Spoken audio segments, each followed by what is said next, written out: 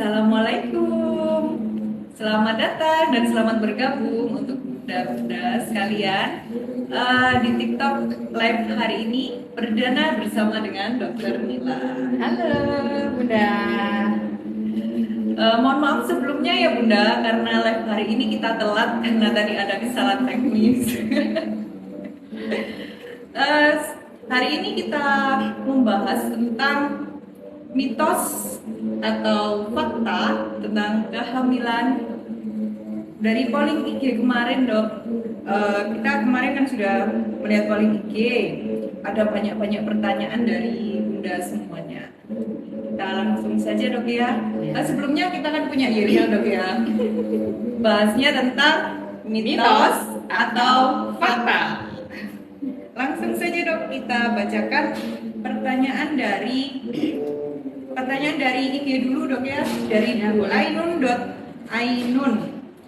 Dok, bolehkah selama hamil atau ibu hamil membunuh hewan atau bedatin iwak, katanya gitu dokter. Emang kenapa kalau misalnya bunuh hewan? Katanya sih kalau pas membunuh hewan nanti anaknya jadi cacat atau ada kelainan gitu dok, kalau orang dulu sih. Ya, jadi itu semua apabila hamil, suaminya itu bunuh hewan atau katanya betetin ikan ya, itu bisa bikin janinnya itu cacat, itu adalah mitos. Kenapa? Karena kecacatan pada janin itu bukan karena orang tuanya itu bunuh binatang atau betetin ikan dan lain-lain. Jadi sebenarnya kecacatan pada janin itu ada penyebabnya itu ada dua faktor, yaitu dari faktor lingkungan dan juga faktor genetik. Kalau genetik itu karena bawaan ya, jadi itu bawaan dari janin, bisa karena kelainan genetik atau kelainan kromosom. Sedangkan kalau dari lingkungan itu penyebabnya banyak, bisa dari infeksi, contohnya infeksi virus seperti virus toxoplasma atau rubella, atau ada sebutannya namanya TORCH. Bila ibu hamil terinfeksi TORCH itu bisa menyebabkan kecacatan pada janin. Juga bisa dari gaya hidup, misalnya minum minuman beralkohol, kemudian merokok. Nah, itu bisa menyebabkan kecacatan pada janin.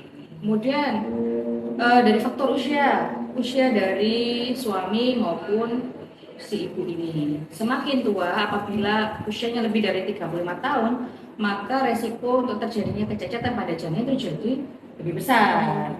Karena apa? Karena sel telur dan juga sperma apabila usia ibu itu atau usia suami itu semakin tua, maka kualitas telur ataupun spermanya juga semakin menurun. Jadi resiko untuk terjadinya kecacatan pada janin juga semakin besar. Walaupun nggak semua sih, tapi itu meningkatkan resiko.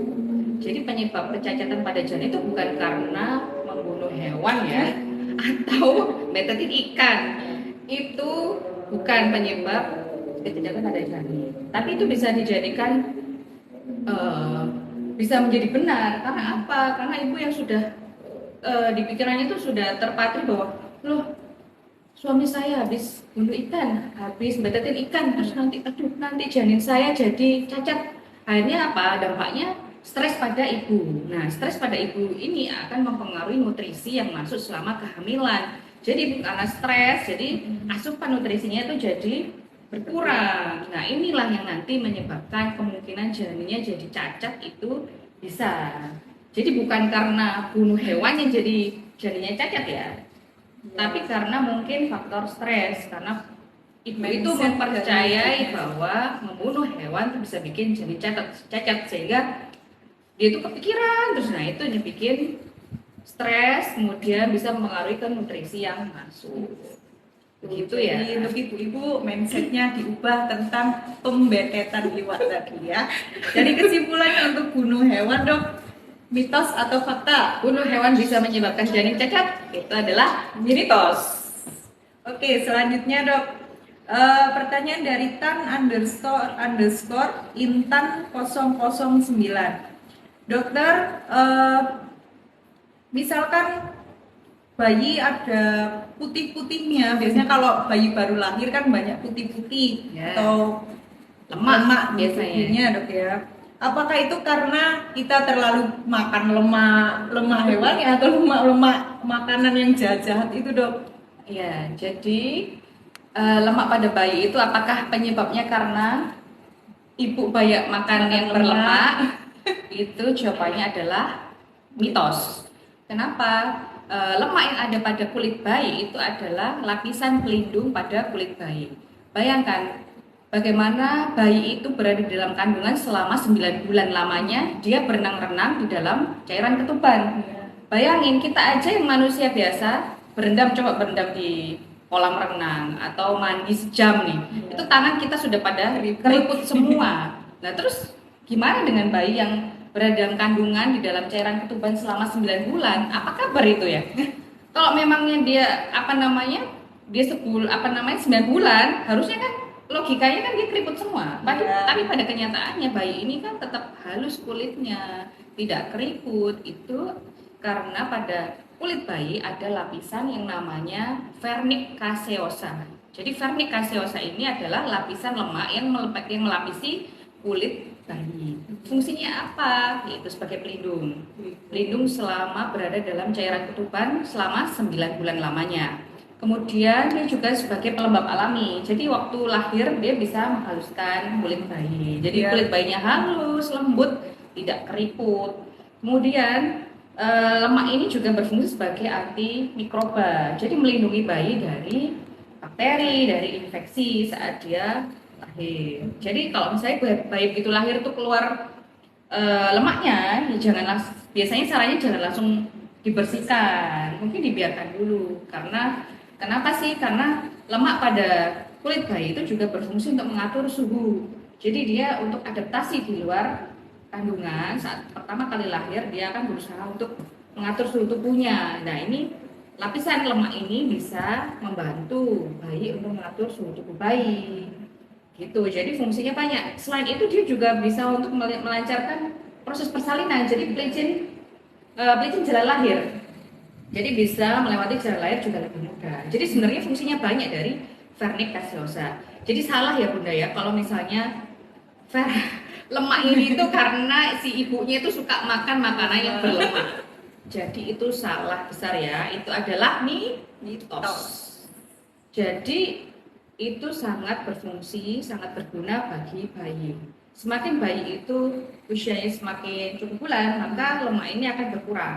Jadi kalau dibandingkan bayi lahir prematur sama bulan, maka lemaknya itu yang menempel itu akan lebih banyak pada bayi-bayi yang prematur. Semakin dia cukup bulan, maka lapisannya akan semakin berkurang. Jadi begitu ya Bunda ya. Jadi kesimpulannya adalah mitos. Selanjutnya, Dok. Ini yang paling sering sih, Dok, biasanya. Dokter, kalau misalkan minum jamu, itu bisa membuat cairan ketubannya jadi keruh apa enggak?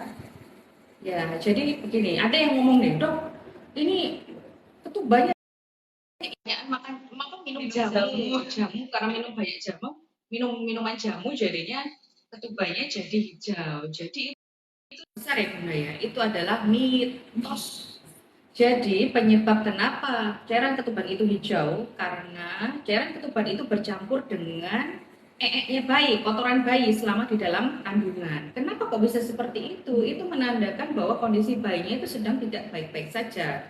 Artinya bayinya itu sedang tidak nyaman, hipoksia atau kekurangan oksigen. Dan kondisi bayi itu tidak baik, kondisi bayi itu kekurangan oksigen, itu akan membuat sphincter ani bayi atau otot anus bayi itu menjadi meregang. Artinya dia itu relaksasi atau meregang, sehingga itu yang memberikan kesempatan kotoran bayi untuk bisa keluar. Dan itu keluar bayi pertama kali itu warnanya hijau. Sehingga kalau bayi itu di dalam kandungan itu kondisinya tidak baik atau kondisinya lagi stres, nah itu bayi akan mengeluarkan kotoran di dalam kandungan, dan warna hijau itu yang akan mewarnai tuban. Jadi kalau misalnya ketuban bayi itu warnanya hijau bercampur bayi, itu menandakan sesuatu yang tidak baik, menandakan bayinya itu stres atau bayinya itu sudah tua atau sudah kelewat tanggal, lewat bulan. Nah, itu yang menyebabkan ketubannya menjadi keruh dan paling parah bisa menjadi hijau. Bener-bener kayak jus apukat, itu pernah ada yang kayak kasusnya seperti itu. Kental hijau Iya, gitu betul. ya. Itu saking banyaknya sehingga menyebabkan cairan ketuban jadi kental hijau. Padahal kan harusnya cairan ketuban itu kan cair, jernih. Nah, itu. Jadi kesimpulannya dok, minum jamu bisa mengakibatkan ketuban hijau itu fakta atau mitos dokter? Itu adalah Mitos. Pertanyaan selanjutnya. Ini biasanya ibu-ibu muda yang sering gini, katanya biar anaknya putih. Dokter, air kelapa atau sari dele bagus nggak? Atau gini, dokter, kalau ibu hamil minum air kelapa atau sari dele itu benar nggak sih dok? Bisa membuat anaknya cantik, putih, bersih. Ya bersih. Ya, jadi sebenarnya ibu hamil minum air kelapa itu sah-sah saja, tidak ada masalah. Jadi air kelapa itu banyak mengandung elektrolit, kalium yang berguna untuk ibu hamil. Nah, ini apabila diminum, apakah akan menyebabkan cairan ketubannya menjadi jernih? Maka jawabannya itu adalah mitos tentu saja, karena ketuban jernih atau tidak itu bukan ditentukan dari kita minum air kelapa atau tidak. Jadi itu menandakan bahwa bayinya itu sehat-sehat saja di dalam kandungan. Apabila bayi itu sehat, dia cukup bulan, maka cairan ketubannya itu akan jernih, bagus. Walaupun tidak minum air kelapa, apabila kondisi bayinya itu sehat, tidak ada masalah, cukup bulan, maka cairan ketubannya akan bersih. Kemudian sari dele bisa bikin bayinya putih. Lah kalau bapak ibunya hitam, terus anaknya putih, terus jadi pertanyaan dong, ini anaknya siapa? Anaknya tetangga. Anaknya tetangga jangan-jangan ya. Jadi sebenarnya bersih atau enggak, putih atau tidak itu ya adalah genetik, bawaan dari orang tuanya. Kalau bapak ibunya putih, wajar dong anaknya putih. Ya. Tapi kalau bapak ibunya hitam terus anaknya putih, kan jadi pertanyaan. Iya benar. Jadi sebenarnya itu bukan karena minum air kelapa atau minum sari dele. Sebenarnya itu sehat dan bagus karena banyak mengandung elektrolit dan kalium. Tapi sekali lagi bukan yang menyebabkan ketuban jadi bersih dan jernih itu bukan karena sari dele atau air kelapa. Itu menandakan bahwa bayinya sehat di dalam. Apabila bayinya sehat maka ketubannya akan jernih. Apabila bayinya ada sesuatu, misalnya hipoksia, kekurangan kekurangan oksigen, stres, maka ketubannya akan menjadi hijau keruh. Lah kalau stres, bayinya terus ketubannya hijau keruh, walau diminumi air kelapa 1 galon juga nggak akan jadi jernih. Jadi penyebabnya ketuban jernih itu bukan karena itu ya. Jadi kesimpulannya fakta atau mitos ini dok? Jawabannya adalah mitos lagi. Selanjutnya dari Arnis _ dokter, ibu hamil biasanya kalau keluar malam dianjurkan bawa senjata tajam. Kok horor dok ya? Apa senjata tajam apa ini? Mungkin peniti atau silat mungkin dok. Kalau golok enggak mungkin dok. Kenapa alasannya? Alasannya apa nih? Katanya Mitosnya. ini buat melindungi dari jin gitu sih dok, katanya. Bener apa enggak itu dok ya? Ya, jadi sebenarnya setahu saya itu adalah mitos. Justru takutnya dengan membawa benda-benda berbahaya seperti itu akan bisa melukai ibu. Karena apa? Kebanyakan ibu-ibu ini kalau bawa gunting, peniti atau benda-benda tajam yang kecil-kecil itu suka dilingkarkan di perutnya. Sedangkan perutnya kan membesar, kemudian ada bayinya juga, sedangkan benda-benda tajamnya itu benar-benar ditaruh di perut. Pernah saya lihat seperti itu lah, itu kan berbahaya. Takutnya apa? Takutnya melukai kulit ibu sendiri, bahkan bisa melukai janin. Nah sekarang apakah kenapa nggak bawa golok atau parang atau celuret sekalian biar jinnya takut sekalian? Ya kalau pas USG ke dokter kayak perang nanti dok. Gak cuma jin nanti yang takut ya, semua orang pada lari. Jadi itu sebenarnya adalah mitos. Jadi sebaiknya ya ibu hamil itu ya kalau mitos-mitos yang sekiranya tidak membahayakan atau tidak ada salahnya dilakukan sih sah-sah saja kalau misalnya itu dituruti asalkan tidak membahayakan si ibu. Tapi kalau misalnya mitos itu sudah ke arah membahayakan atau mengancam bisa melukai, sebaiknya ya dihindari ya. Pertanyaan selanjutnya. Oh iya kita belum dok.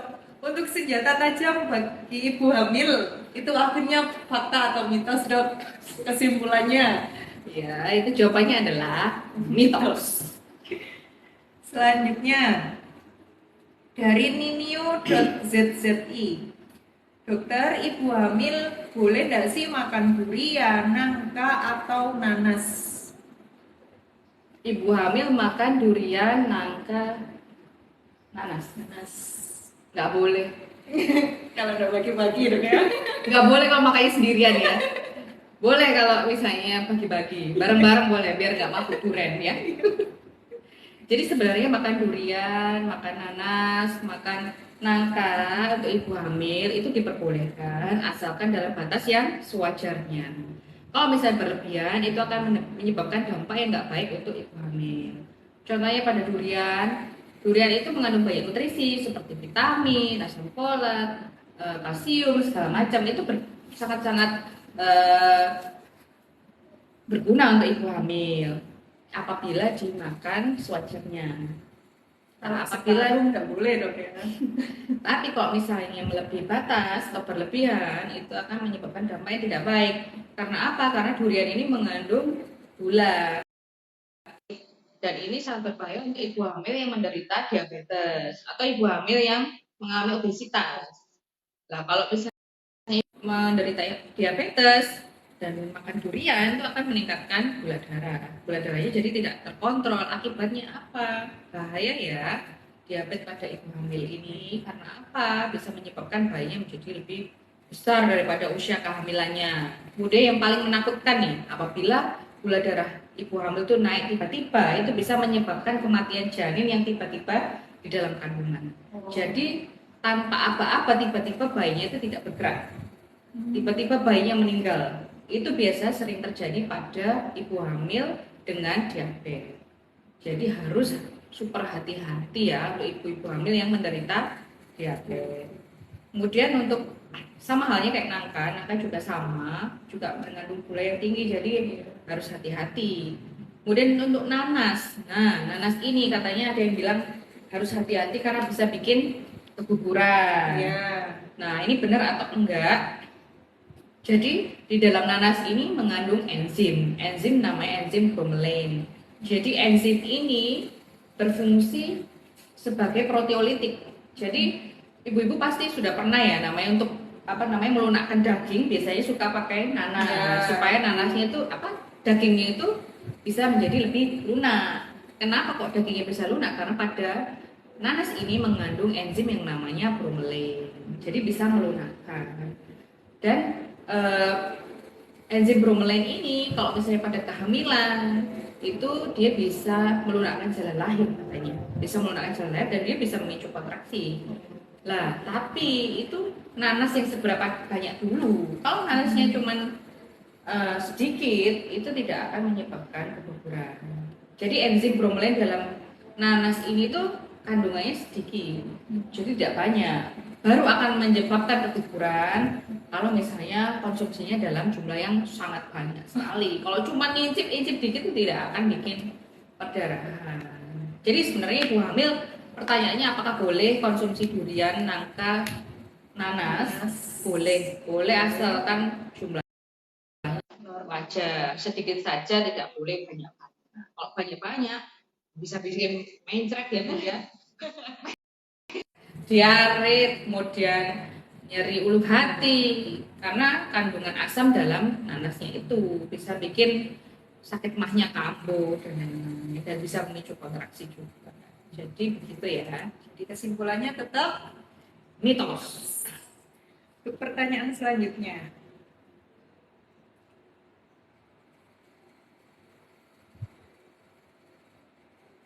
Apa nih? Tidur. Iya, Ada yang ini nanya. ada yang tanya dok, ibu hamil biasanya kan kalau pagi suka ngantuk, soalnya kan nggak ada aktivitas atau mungkin pekerjaan rumahnya sudah selesai gitu dok.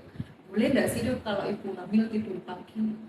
Ya, jadi ada mitos yang mengatakan kalau ibu hamil dilarang, atau ibu hamil atau ibu setelah melahirkan itu Ya. dilarang tidur pagi. Alasannya karena supaya darah putihnya tidak naik. Nah, itu semua adalah mitos ya. Jadi ibu hamil tidak ada masalah untuk tidur pagi, kan? Dan itu tidak ada hubungannya dengan darah putih yang naik. Darah putih itu dalam istilah medis adalah leukosit. Dia itu adalah eh, bagian dari sel tubuh yang akan meningkat apabila tubuh itu mengalami infeksi. Jadi kalau ada infeksi, maka sel darah putih ini akan meningkat. Jadi nggak ada hubungannya sama tidur pagi hari. Nah, bayangkan, coba pada ibu hamil, sering pasien saya mengalami keluhan pada saat hamil, malam itu sering susah untuk tidur. Kenapa kok susah tidur? Karena pada malam hari janin itu geraknya lebih aktif. Jadi aktifnya bayi itu adalah malam hari. Waktu siang, pagi atau siang itu tidak terlalu. Lah, waktu ibunya itu mau tidur, bayinya malah mainan. Nah, ini yang bikin ibu-ibu hamil itu sulit tidur malam hari. Lah, malam harinya sudah sulit tidur, terus masuk pagi nggak boleh tidur. Nah, terus kapan tidurnya, pertanyaannya? Nah, ini kan bikin ibu hamil jadi kurang istirahat. Kalau kurang istirahat itu akan menyebabkan sesuatu yang tidak baik pada kehamilannya. Jadi ibu hamil tetap harus cukup istirahat ya. Jadi tidak masalah seandainya tidurnya pagi. Sama halnya dengan ibu yang habis melahirkan. Malam hari kan begadang, apalagi ibu baru.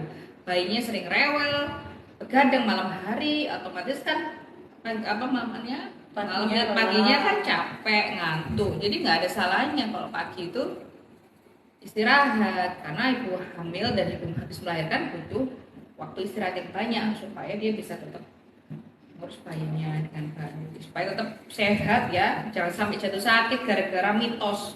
Gara-gara mitos nggak boleh tidur pagi, jadinya kurang tidur, akhirnya jatuh sakit. Gitu. Jadi kesimpulannya untuk Apakah tidur pagi itu menyebabkan sel darah putih naik? Iya. Jawabannya adalah mitos. Oke, selanjutnya eh di dok sebentar ada yang tanya di TikTok. Doknya nanti di live ini ada baca komentar juga enggak di TikToknya? Ya, boleh. Nanti kita bacain dulu ya. Ini sementara kita bacain yang Dari pertanyaan IG dulu. Ya, sabar bunda ya. Pelan-pelan. Selanjutnya dari Nyonya Faisal. Dokter, makan seafood boleh nggak sih dok buat ibu hamil? Ya, sebenarnya makan seafood ada yang bilang ya, nggak boleh makan seafood karena seafood nanti banyak kandungan merkurinya. Jadi sebenarnya tidak sepenuhnya salah sih ya. Jadi pada seafood memang banyak yang mengandung merkuri. Dimana kalau misalnya ibu hamil itu makan seafood yang mengandung banyak merkuri, itu akan terjadi akumulasi dalam tubuh. Merkuri ini bisa menyebabkan gangguan pertumbuhan, membuat kecacatan pada janin. Nah, ini harus pilih-pilih juga seafoodnya.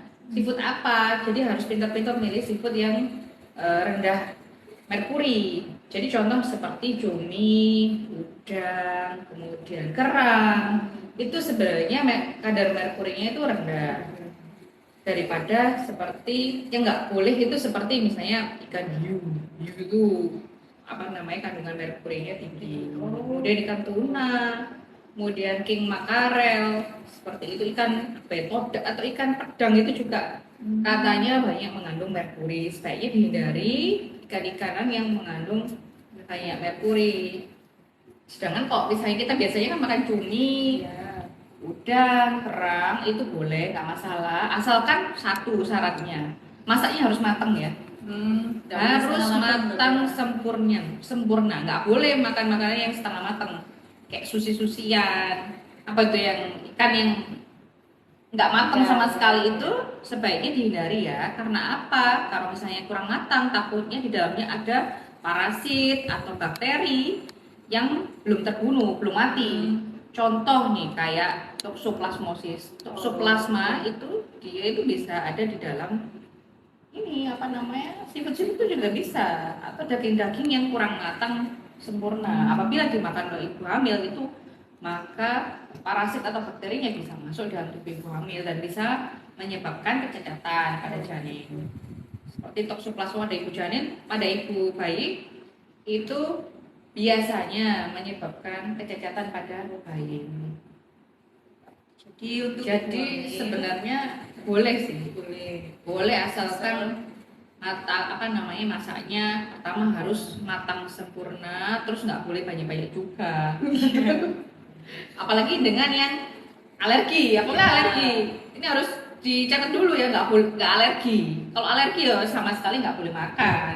Kalau alergi seafood nanti bisa bentol-bentol nih seluruh badannya ya. Jadi harus tahu ibu itu alergi seafood atau enggak. Kalau alergi ya otomatis tidak boleh makan sama sekali. Tapi kalau misalnya enggak alergi, bolehlah. Tapi ya dalam batas yang normal, tidak boleh sering-sering juga. Sebenarnya seafood ini tinggi protein, tinggi omega 3, dan semuanya itu bagus untuk perkembangan janin, terutama otak janin. Jadi sebenarnya boleh, asalkan itu tadi jumlahnya catatan harus matang sempurna masaknya, kemudian nggak boleh sering-sering juga, nggak boleh banyak-banyak juga, gitu ya. Pertanyaan selanjutnya. Ini lucu nih dok. Dokter, bolehkah pakai emas saat hamil sudah tua dok? Pakai emas ya? Emas mungkin cincin mungkin dok ya? Biasanya jadi, yang paling sering. Sebenarnya ya boleh sah-sah saja ya kalau ibu hamil tuh pengen cantik glowing gitu ya, mau pakai kalung kayak mau gelang keren juga biar cantik kan nggak masalah. Tapi mungkin yang dimaksud itu cincin ya, karena pada ibu hamil itu terjadi perubahan pada tubuh. Jadi tubuh ibu hamil itu semakin membesar, kemudian bengkak biasanya. Tangan-tangannya itu biasanya kurus tuh bisa jadi besar. Apalagi kalau sebelumnya sudah pakai cincin, kemudian dia kondisi hamil, ini nanti cincinnya susah dilepas biasanya. Mungkin itu yang dimaksud. Jadi sebenarnya sih, apakah ibu hamil boleh pakai perhiasan emas? Ya boleh.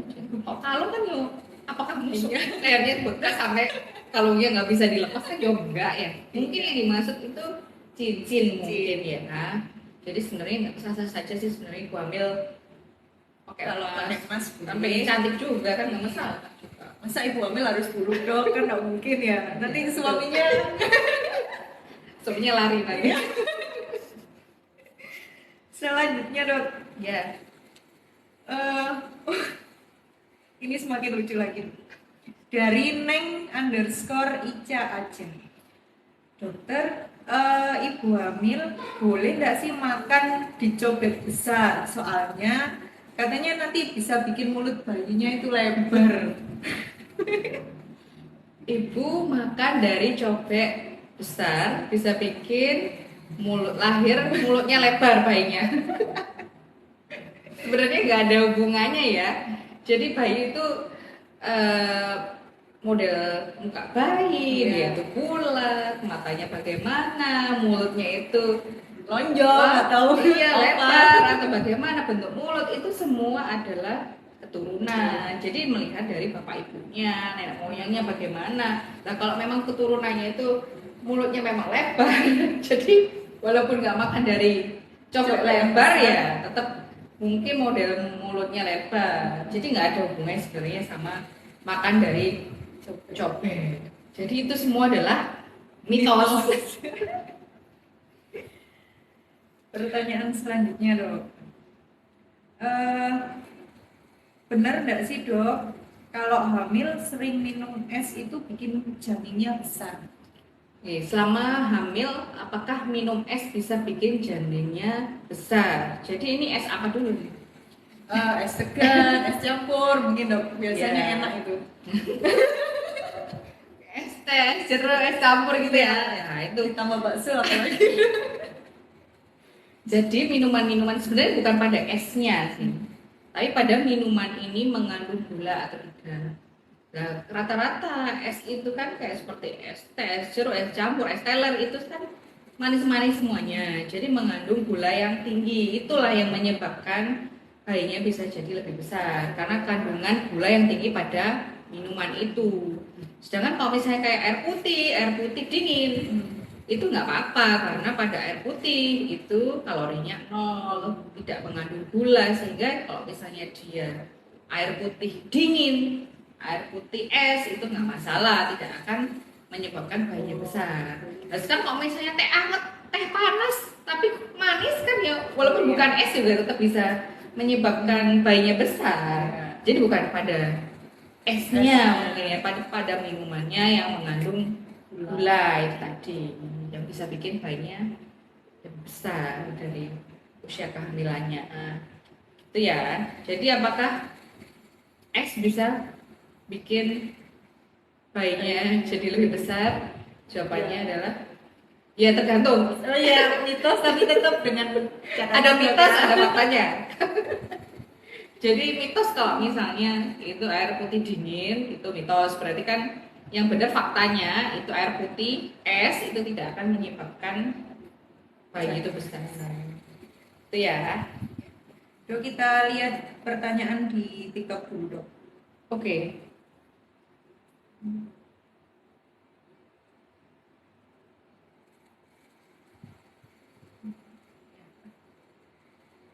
Ini pertanyaan dari inisial F.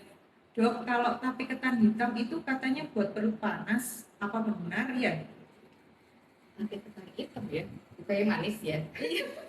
Mungkin ada kadar asamnya ya di dalam itu. Jadi kalau misalnya kita makan makanan yang mengandung asam, apalagi kan ketan itu kayaknya ada fermentasinya ya. Nah, apalagi ketan itu kalau misalnya agak lama kan ada kayak asam-asam kayak semriwing-semriwingnya itu kalau misalnya lama itu kalau misalnya dimakan mungkin akan memicu asam lambung meningkat dan akan melukai lambung. Nah, itu yang bikin rasa panas di ulu hati. Jadi sebenarnya kalau misalnya incip dikit tuh nggak masalah sih. Intinya kalau segala macam itu kebanyakan itu nggak boleh. Kalau cuma incip dikit boleh lah. Jadi semua yang berlebihan itu tidak baik ya. Yang berlebihan dibagi-bagi. Boleh dikirim ke sini. Boleh kirim ke saya juga boleh. Selanjutnya, Dok. Ya Bunda yang mau tanya boleh. Ini mau menjawab pertanyaan dari TikTok dulu. Untuk Bunda Sofia 1106 pengen anak cewek, Dok. Ya buat, Bun.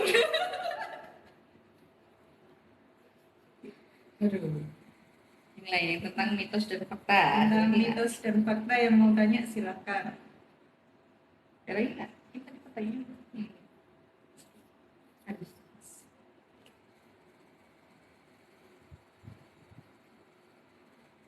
Oh ya, ada lagi nih yang nanya. Ada kemarin saya ingat di IG, Dok, kalau misalnya suami sama istri tidak boleh habis mandi itu ngalungin anduk di dalam di leher. Kalau sering ngalungin anduk di leher, nanti bayinya bisa kelilit tali pusat. Jadi itu adalah mitos.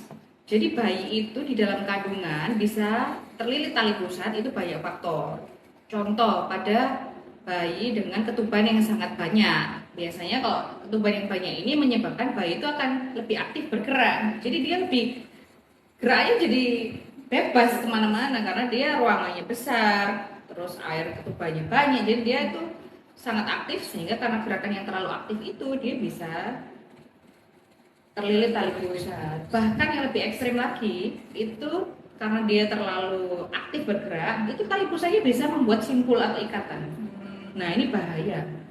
Nah simpul ikatan ini bisa menyebabkan kematian bayi yang mendadak. Kenapa kok tiba-tiba bayinya meninggal? Ternyata setelah dilahirkan tali pusatnya itu ada yang terikat, bukan terikat, terpilin. Oh, jadi tiba-tiba itu bukan terlilit di leher, bukan, tapi tali membentuk simpul. Jadi benar-benar terikat. Nah, kalau misalnya membentuk simpul dan itu simpulnya itu sangat erat, itu akan menghambat aliran darah, nutrisi dari ibu ke bayi. Saat itulah terjadi kematian mendadak pada bayi. Jadi karena itu, atau tali pusat yang terlalu panjang juga bisa. sehingga bisa melilit leher. Jadi nggak ada hubungannya ya suami atau istri habis mandi terus dilarang ngalungin anduk di leher. Iya. Jadi itu semua adalah mitos. Dok, ini ada yang tanya, Dok. Dok, tadi kan dijelaskan tidak boleh berlebihan. Kadar berlebihan itu seperti apa dan bagaimana? Ya, jadi contohnya misalnya kayak durian ya. Kalau di literatur saya pernah baca bahwa durian itu nggak boleh banyak-banyak. Mungkin cuma dua potong aja. 2 biji ya, 2 biji. Bukan 2 buah ya. Waduh, oh 2 buah sendirian mabuk durian ini. Iya. Jadi mungkin dua buah aja, 2 biji. Atau nanas juga cuma dua potong gitu aja, nggak apa-apa untuk ini tombol ngidam gitu ya, kalau ngidam gitu. Jangan 1 buah ya, Bu, bisa mencret, bisa panas perutnya karena berlebihan. Jadi secukupnya aja. Lagi? Ini ada yang tanya, oh tadi sudah dijelaskan ya untuk masalah makan nangka, durian, sama nanas.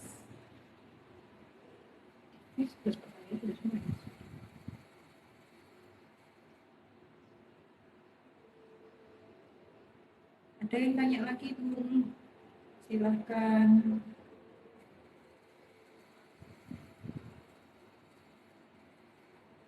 Pertanyaan kedua.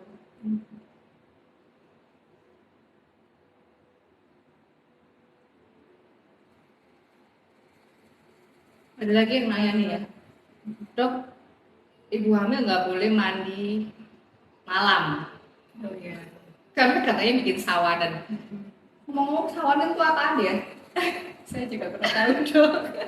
Enggak, bayi sawanan tuh rewel gitu kali ya. Mungkin Nah, biasanya. kalau orang dewasa sawanan tuh kayak gimana? Meriang gitu. Agak bingung juga deh pertanyaan itu kali ya.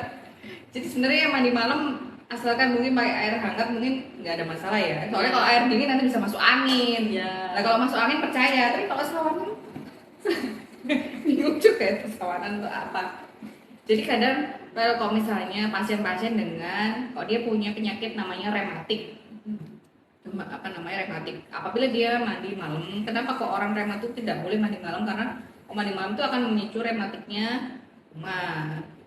Jadi kalau misalnya pasien-pasien dengan penyakit rematik itu sebaiknya dihindari mandi malam. Lagian Bunda ngapain juga ya mandi malam-malam? Kayak mandi sore. Iya benar. Gitu ya Bunda ya. Jadi ya itu mitos ya, mandi malam menyebabkan sawanan itu adalah mitos. Oh ada, Dok, ini kalau di kampung saya sih, Dok, katanya makan terong itu bisa bikin kulitnya keriput, Dok. Benar nggak sih, Dok? Ya seperti yang saya sebutkan tadi itu loh.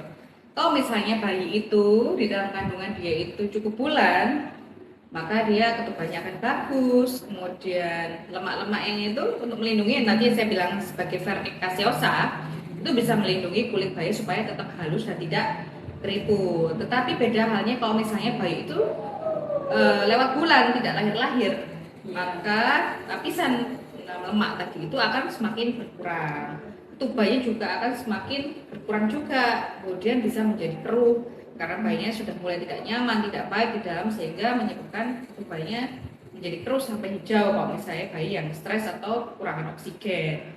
Lah, otomatis kondisi-kondisi yang bayi yang lewat bulan itu karena lemaknya juga berkurang, otomatis kan kelembapan alaminya juga mulai berkurang. Jadi dia bisa menyebabkan keriput. Jadi karena itu bukan karena makan terong ya. Padahal terong enak, Dok, ya kalau disambal. Apalagi dikasih tempe hangat. Jadi membayangkan. Iya, jadi kalau makan terong apakah bisa bikin bayinya kulit bayi keriput? Maka itu jawabannya adalah mitos. Apalagi ya? Apalagi yang mau ditanyakan?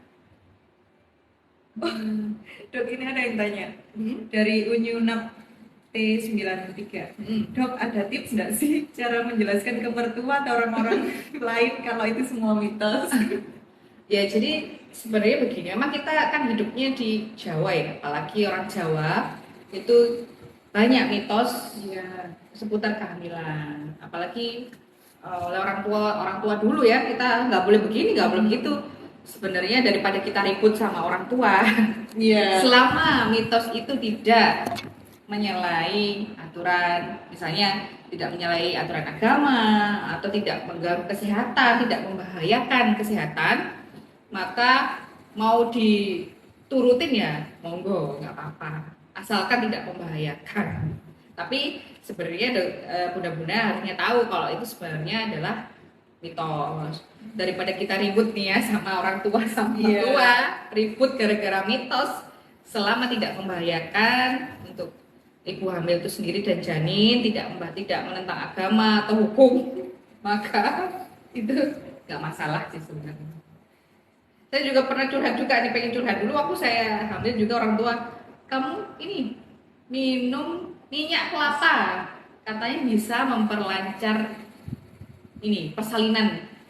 Ya, saya pikir-pikir ya, emang hubungannya apa antara minyak kelapa dengan persalinan? Kan minyak kelapa itu diminum nih, diminum itu kan berarti masuk ke mulut, ke pencernaan kan ya. Sedangkan kalau persalinan kan di jalan lahir, nggak ada hubungannya antara pencernaan dengan jalan lahir sebenarnya secara kalau di logika. Tapi karena kita menghormati orang tua, jadi ya selama itu tidak menyalahi aturan, tidak mengganggu kesehatan atau membahayakan kita dan bayi, daripada ribut ya sudah diturutin saja. Iya. Tapi sebenarnya kita sendiri sudah tahu, kita tanamkan pada diri kita bahwa sebenarnya itu tidak ada hubungannya. Jadi lancarnya persalinan itu bukan karena minum minyak kelapa.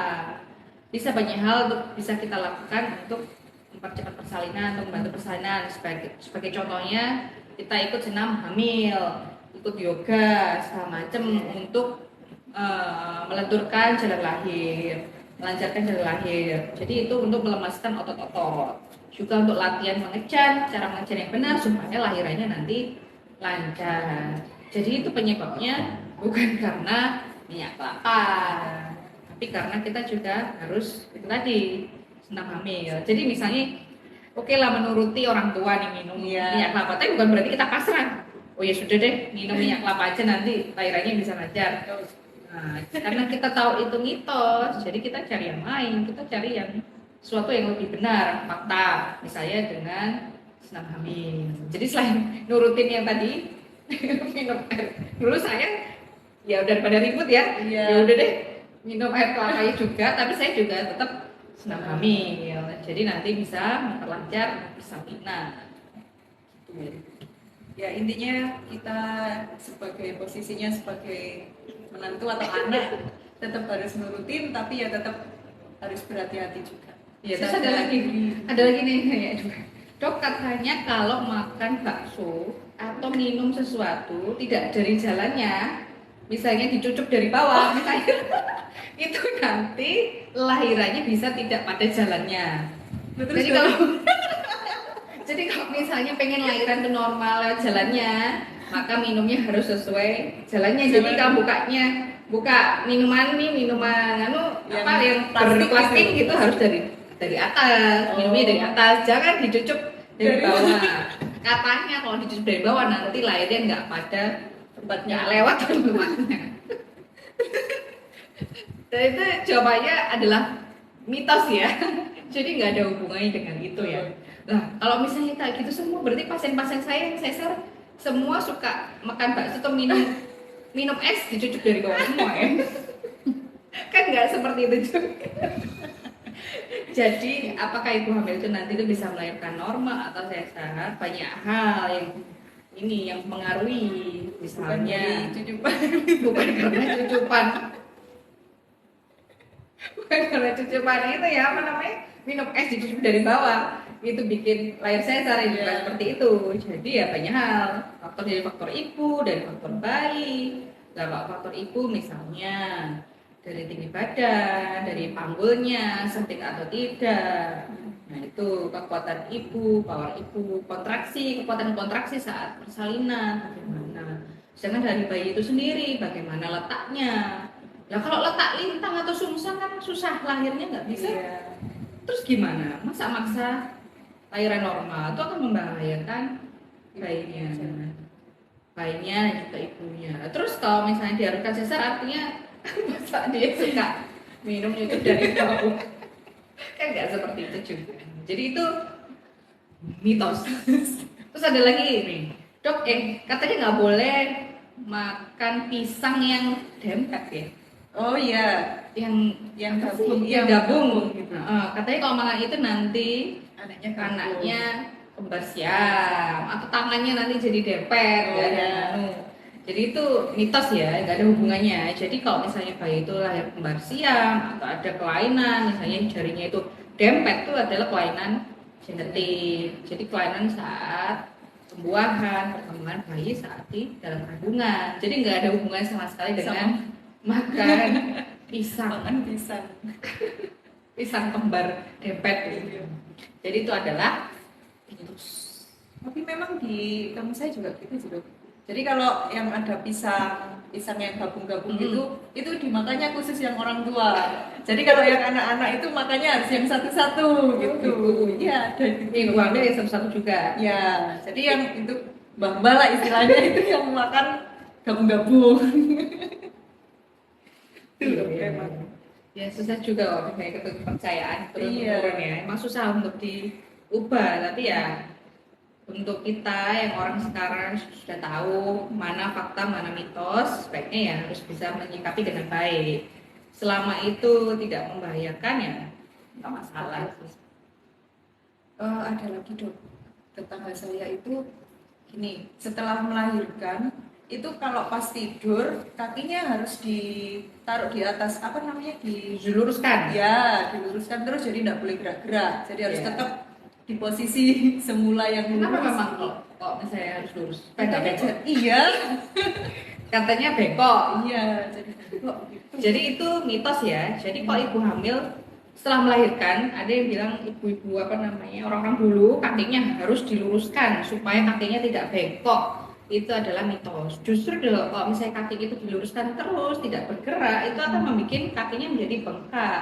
Karena apa? Karena tidak ada gerakan. Padahal apa namanya, pembuluh darah vena yang ada di kaki itu dipompanya darah yang ada di kaki itu bisa kembali ke jantung tuh karena pompaan dari otot-otot yang ada di kaki. Nah, otot-otot itu akan bisa memompa kalau misalnya dia ada gerakan buat berjalan, buat ditekuk segala macam, buat gerak pokoknya. Kalau misalnya dia diluruskan terus kan artinya tidak ada kontraksi, tidak ada gerakan, itu akan menyebabkan timbunan atau pembekakan pada kaki.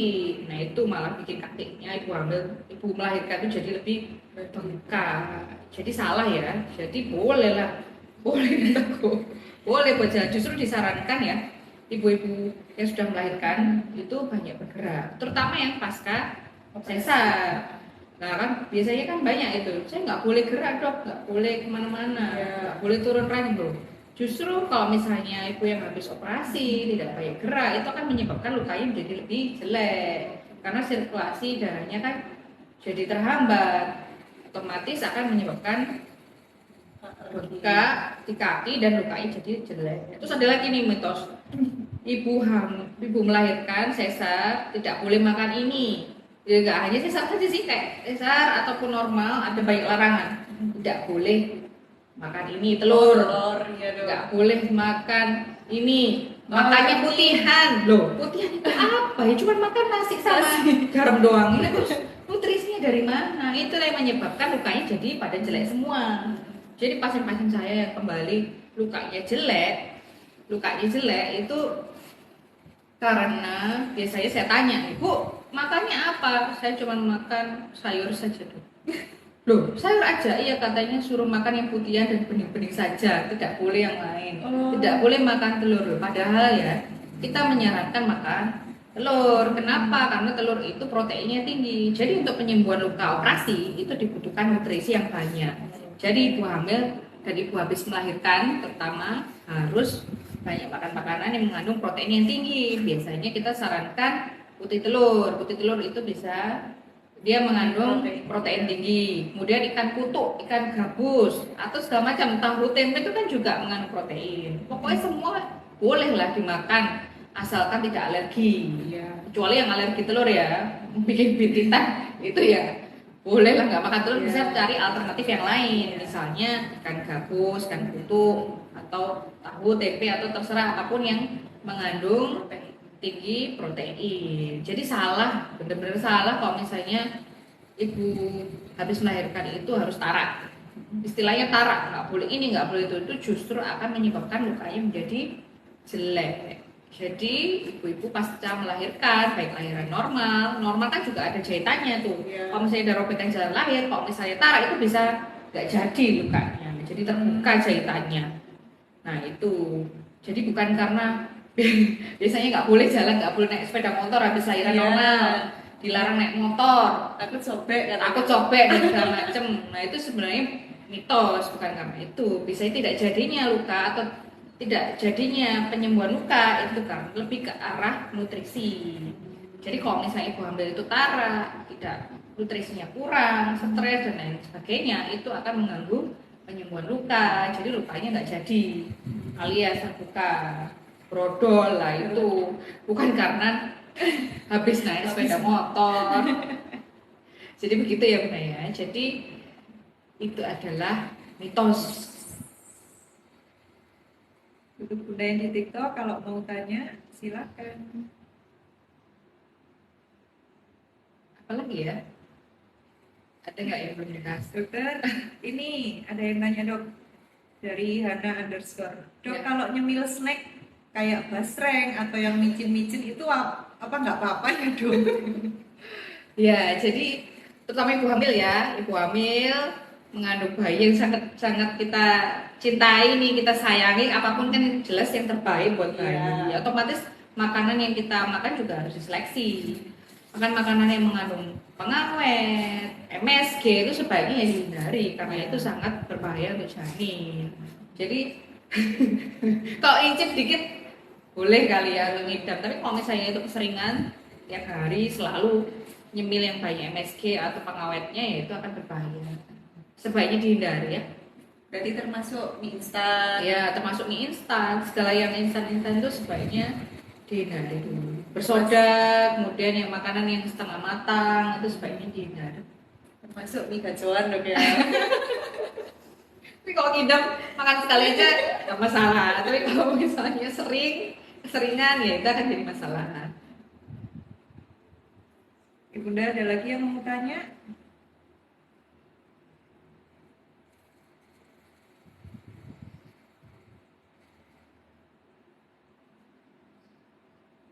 Oh ini dok, kalau makannya yang dikata berlebihan tadi seminggu atau 2 minggu, apakah berlebihan dok? Maksudnya seminggu sekali atau 2 minggu sekali itu termasuk berlebihan apa tidak?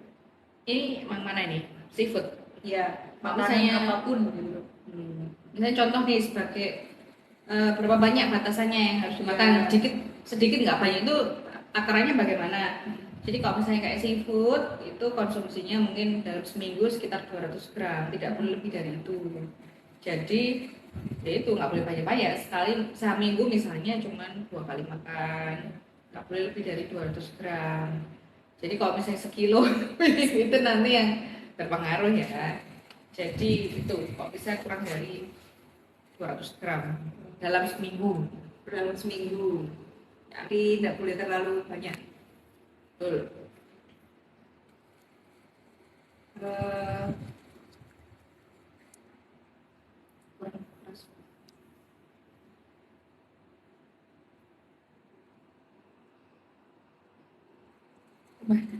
Ini mudah-mudahan pengen nanya yang itu ya di luar topik nih. Kalau di luar topik nanti dulu Bun ya. Kita bahas mitos sama fakta Iya. dulu ya.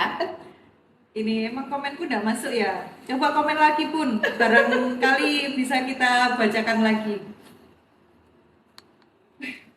Dok mau tanya, makan mie ayam seminggu sekali bahaya enggak?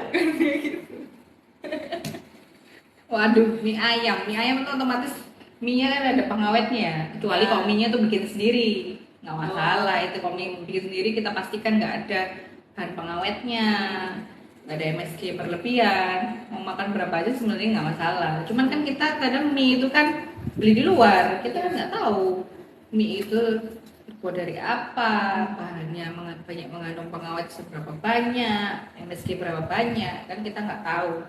Jadi sebaiknya ya jangan sering-sering lah. Kalau memang menyayangi ya sebaiknya jangan. Puasa dulu Iya, selama puasa dulu sama gitu. hamil ya. Demi Debay. Ya mungkin suaminya yang disuruh makan nanti diceritakan rasanya gitu. Dok, makan durian di trimester 3. Oh, untuk durian tadi sudah dijelaskan, Bun ya.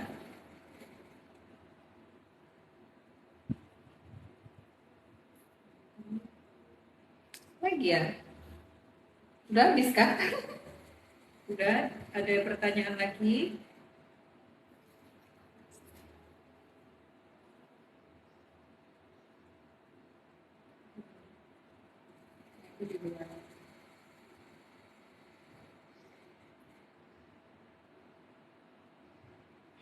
Dokter terbaik, bro. Terima kasih.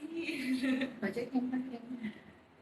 Oh, untuk Bunda Puput Novita, dokter terbaik di Mojokerto. Aku dari hamil sampai lahiran USG di Dokter Nila. Terima kasih, Bunda. Terima kasih, Bunda.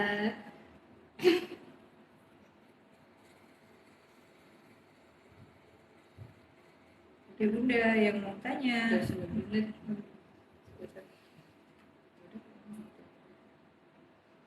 Sudah nggak ada yang tanya ya?